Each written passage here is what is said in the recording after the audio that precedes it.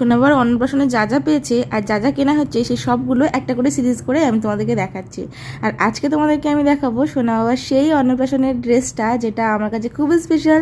আর আমি এটা হচ্ছে ওর প্রথম অন্ন মুখে দেবে এই ড্রেসটা পরে, তো সেটাই তোমাদের সঙ্গে আজকে শেয়ার করব। আর তার সাথে সেদিনে তো আরও অনেকগুলো ড্রেস লাগবে যেগুলো অন্য পারপাসে পরবে, আর একই পোশাক তো অনেকক্ষণ পরে থাকতে পারবে না। তো ওই জন্য অনেকগুলো পোশাক আশাক কেনা হয়েছে, যেগুলো আমরা আগের দিনে শপিং মল থেকে গিয়ে কিনে নিয়ে এসেছি। সেই শপিং মলে গেছিলাম, তার ব্লগটাও তোমরা আগের দিন দেখেছো।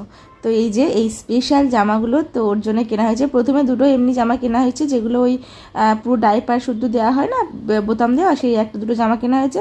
আর তারপরে একটা ড্রেস যেটা হলুদ কালারের ছিল, ওটা আমার খুব পছন্দ ছিল।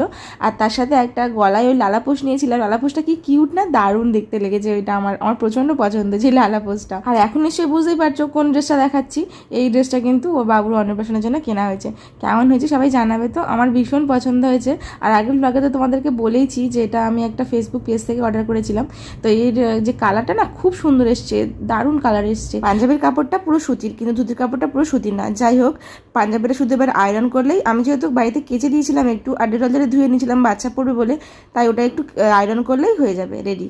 আর সোনা বাবার জামা কাপড় কিনতে গিয়ে শপিং মল থেকে আমি আমার জন্য একটা জিন্স কিনেছিলাম, কারণ আর আগের জিন্সগুলো কেউ হয় না। তো চলো তোমরা জানিও কমেন্টস করে যে ড্রেসগুলো আমার বাবুর জামাটা কেমন হয়েছে।